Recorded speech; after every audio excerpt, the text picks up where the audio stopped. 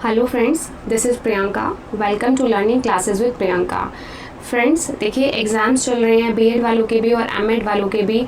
तो देखिए, हर किसी के मन में एक सवाल तो ज़रूर आता होगा कि हम कॉपी में किस तरीके से लिखें। देखिए, लर्निंग तो एक है ही कि हम सब कुछ लर्न करके जाएं अच्छे से, जो हम लर्न करके गए हैं हम अटेम्प्ट कर सके क्वेश्चंस को, ठीक है, और हमारे अच्छे मार्क्स आएँ। लेकिन लिखना भी एक हो जाता है कि हम किस तरीके से लिखें कि हम एग्ज़ाम में अच्छे मार्क्स स्कोर कर सकें, ठीक है। तो आज मैं आपको इस वीडियो में यही बताऊंगी कि आप किस तरीके से कॉपी में लिखेंगे जो आप अच्छे मार्क्स स्कोर कर सकते हैं, ठीक है। जैसे सबसे पहला है, देखिए लाइन कैसे ड्रॉ करें। तो देखिए, लाइन ड्रॉ में आप दोनों साइड मार्जिन लाइन देकर चलें, ठीक है। दोनों साइड आपको मार्जिन लाइन देनी है। देखिए, हमारी जो नोटबुक होती है, जिस नोटबुक में हम लिखते हैं, चाहे बीएड वाले हो चाहे एमएड वाले हो, तो हमारी हॉरिजॉन्टल में होती है। देखिए, मैं आपको दिखाती हूँ, हमारी नोटबुक इस तरीके से होती है। आप देखेंगे तो देखिए, इस तरीके से नोटबुक होती है हॉरिजॉन्टल। तो आप इस साइड भी मार्जिन लाइन दीजिए, इस साइड भी मार्जिन लाइन दीजिए। इस साइड में क्यों बोल रही हूँ आपको कि इसलिए नहीं कि हमारी कॉपी जल्दी भरेगी, हमारा आंसर जल्दी ख़त्म हो जाएगा, नहीं। देखिए, कभी कभी क्या होता है, इतनी कॉपीज़ होती हैं, होता है कि कॉपी कलेक्ट की गई है तो साइड से कभी नोटबुक फट जाए, कुछ हो जाए, तो कम से कम हमारा आंसर तो नहीं मिटेगा ना, हमारा answer as it is centre में रहेगा। तो इसीलिए मार्जिन लाइन दोनों साइड देनी चाहिए। इस साइड तो इसलिए कि हम अपना जैसे कोई भी सीक्वेंस नंबर लिखते हैं, क्वेश्चन है, आंसर है, कुछ भी नंबर्स लिखते हैं तो हम वो लिख सकते हैं। और इस साइड इसीलिए कि कॉपी बाई चांस साइड से कॉपी फट जाती है, कुछ हो जाता है, तो एग्ज़ाम में अगर आप इस तरीके से लिखोगे तो वो सेफ़ रहता है, ठीक है। समझ में आया आपको? तो दोनों साइड मार्जिन लाइन देनी चाहिए। नेक्स्ट, कॉपी भरना। कॉपी भरने से मतलब ये नहीं कि कॉपी में कुछ भी लिख देना है, ठीक है। कॉपी भरने से मतलब मैं आपको बताती हूँ कि आंसर जैसे किस तरीके से लिखने हैं, ठीक है। तो देखिए, आंसर आपको कैसे लिखने हैं। आंसर लिखने के लिए सबसे पहले आप इस तरीके से जो भी आंसर जैसे आपने सेक्शन शुरू किया कि जैसे सेक्शन ए करें या बी करें या सी करें, तो उस सेक्शन को हाईलाइट कीजिए, ठीक है। आप इस तरीके से, देखिए मैंने लिखा हुआ है, मैं आपको दिखा रही हूँ। सेक्शन को हाईलाइट कीजिए, अंडरलाइन कीजिए, उसके बाद आंसर नंबर डालिए कि आंसर नंबर कौन सा है। और जो भी आंसर नंबर है, जैसे मैंने यहाँ पे बात करी इंक्लूसिव एजुकेशन की, तो मीनिंग ऑफ इंक्लूसिव एजुकेशन जो आप लिखेंगे उसको आप अंडरलाइन कर दीजिए। इस तरीके से हाईलाइट करना है सर्कल बना के कि जैसे मैंने ऐसे मतलब हेडिंग लिखने के बाद मैंने इस तरीके से किया हुआ है, आप ऐसे कर सकते हैं या आप स्केल से अंडरलाइन कर सकते हैं, ठीक है। आप कुछ भी कर सकते हैं बट हाईलाइट करना है। तो इस तरीके से आपको आंसर लिखना है। समझ में आया आपको कि आंसर कैसे लिखना है, ठीक है। उसके बाद नया आंसर नए पेज पे लिखिए कि जो भी आपका आंसर है, जैसे आपका फर्स्ट क्वेश्चन आपने किया, अटैम्प्ट किया, आंसर लिखा, वो आंसर आपका ख़त्म हो गया। उसके बाद जो भी आप नेक्स्ट आंसर शुरू करेंगे क्वेश्चन मतलब, तो आप उसको नेक्स्ट पेज से लिखेंगे। और देखिए, मैं तो क्या करती थी, जैसे आंसर ख़त्म हो गया ना, तो मैं उसके बाद इस तरीके से कर देती थी कि हाँ मेरा आंसर ख़त्म हो गया है। नेक्स्ट पेज पे जाके आप नंबर 2 डालिए, आंसर नंबर जो भी आप अटैम्प्ट कर रहे हैं उस आंसर नंबर को डालिए। उसके बाद नए पेज से आप नया आंसर लिखिए, ठीक है। तो एग्जामिनर के लिए भी ना ईजी हो जाता है कि यहाँ क्वेश्चन ख़त्म हो चुका है। जिस तरीके से मैंने आपको बताया कि आप ऐसे अंडरलाइन कर दीजिए कि एग्जामिनर की क्या हुआ कि यहाँ पर आंसर क्या हुआ, ख़त्म हो गया। नेक्स्ट पेज से आपने नेक्स्ट आंसर को लिखा, तो क्या हुआ कि भाई उसको भी पता है कि हाँ हाईलाइट हो रहा है प्रॉपर कि यहाँ से नया आंसर स्टार्ट हो गया है, ठीक है।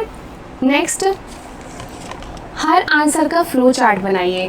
देखिए, जैसे आप कोई भी आंसर लिख रहे हैं उसका फ्लो चार्ट बना दीजिए। जैसे आप ये देख रहे हैं, जिस तरीके से मैंने ये हेडिंग्स को लिखा हुआ है, आपको देखने में भी अच्छा लग रहा होगा, ठीक है। हर आंसर का फ्लो चार्ट कैसे बनाएंगे वो भी मैं आपको दिखा देती हूँ। देखिए, मैंने नोटबुक में बनाया हुआ है, देखिए मैं आपको दिखाती हूँ।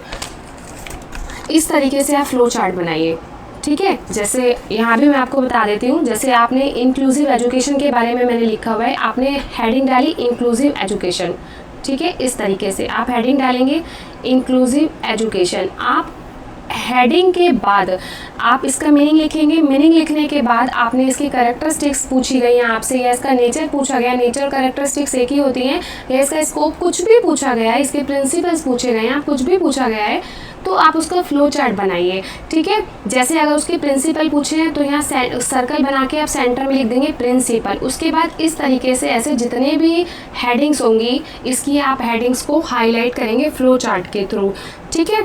फ्लो चार्ट देखने में भी अच्छा लगता है। देखिए अगर आप देखेंगे तो मैंने किस तरीके से फ्लो चार्ट बनाया हुआ है, देखिए अच्छा लग रहा है ना। और नेक्स्ट पेज पे देखिए एक एक हेडिंग्स को मैंने ऐसे हाईलाइट करते हुए उसके बाद मैंने उसको ब्लू पेन से लिखा हुआ है, उसको डिफाइन किया हुआ है, ठीक है। तो नेक्स्ट ये हेडिंग को हाईलाइट करना है, हेडिंग को जो भी हेडिंग्स होगी आप उसको अंडरलाइन कर देना, ठीक है। यहाँ तक समझ में आया।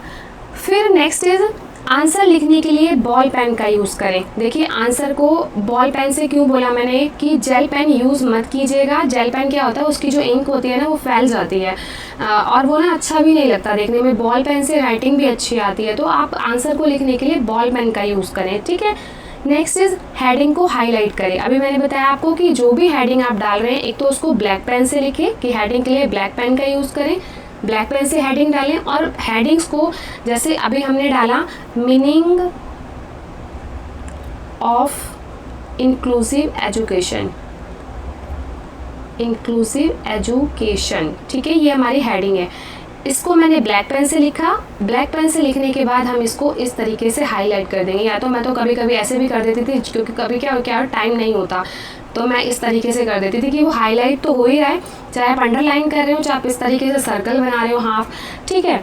उसके बाद लॉन्ग क्वेश्चन 16 मार्क्स का 5 से 6 पेज में लिखे। देखिए लॉन्ग क्वेश्चन 16 मार्क्स का आपको 5 से 6 पेज में तो लिखना पड़ेगा। अगर आप 4 से 5 पेज में लिखेंगे तो भी कम है, और अगर 6 से ऊपर जाएंगे तो आपके पास इतना टाइम होता ही नहीं है कि आप उसको 7 और 8 पेज तक लेके जाएं, क्योंकि कॉपी जो है उसी अकॉर्डिंग ही बनाई जाती है कि उसी कॉपी में आपको लिखना है। ऐसा नहीं है कि आपको दूसरी कॉपी भरने के लिए मिलेगी, ऐसा नहीं होता है।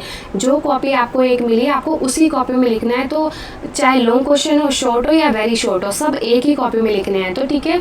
4 से 5 का नहीं लेकिन 6 तक आपको लिखना चाहिए कि 5 से 6 पेज में क्वेश्चन जो लॉन्ग क्वेश्चन है 16 मार्क्स का उसको लिखा जाना चाहिए, ठीक है। क्योंकि देखिए 16 मार्क्स का है, छोटा मोटा तो नंबर नहीं है, ठीक है। तो 6 पेज में इनफ है। और अगर 6 से आगे मत लिखिएगा, क्योंकि 6 से आगे लिखने बैठेंगे ना तो आपकी टाइम ही निकल जाएगा, आपको टाइम नहीं मिलेगा लिखने का, ठीक है। अब जैसे हम अगर शॉर्ट क्वेश्चन की बात करें, जो आपके शॉर्ट आते हैं, तो अगर आप शॉर्ट क्वेश्चन लिख रहे हैं तो आप उसको, जो वेरी शॉर्ट होते हैं, जो 4 मार्क्स के होते हैं, आप उसको एक पेपर पे लिख सकते हैं। जो सिंगल पेपर होता है ना उसको एक पेपर पे लिखेंगे तो वो भी इनफ है, ठीक है। देखिए मैं ऐसे इस तरीके से बता रही हूँ।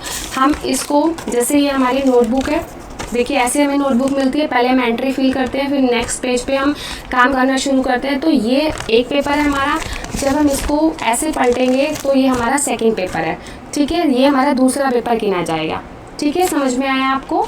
तो इस तरीके से आप कॉपी लिखेंगे तो 100% आपको अच्छे मार्क्स मिलेंगे। इसी तरीके से मैंने भी ऐसे ही मार्क्स स्कोर किए हैं, ठीक है। तो आपको अच्छा लगे कि अच्छा समझाया मैंने, अच्छे से बताया आपको कि कॉपी को कैसे लिखना है कॉपी में, ठीक है। तो आप वीडियो को लाइक शेयर कमेंट जरूर कीजिएगा, और चैनल पर नए हैं तो सब्सक्राइब कर दीजिएगा, बेल आइकन को प्रेस कर दीजिएगा। मिलते हैं अपनी नेक्स्ट वीडियो में। Bye bye, take care and thank you so much for watching this video.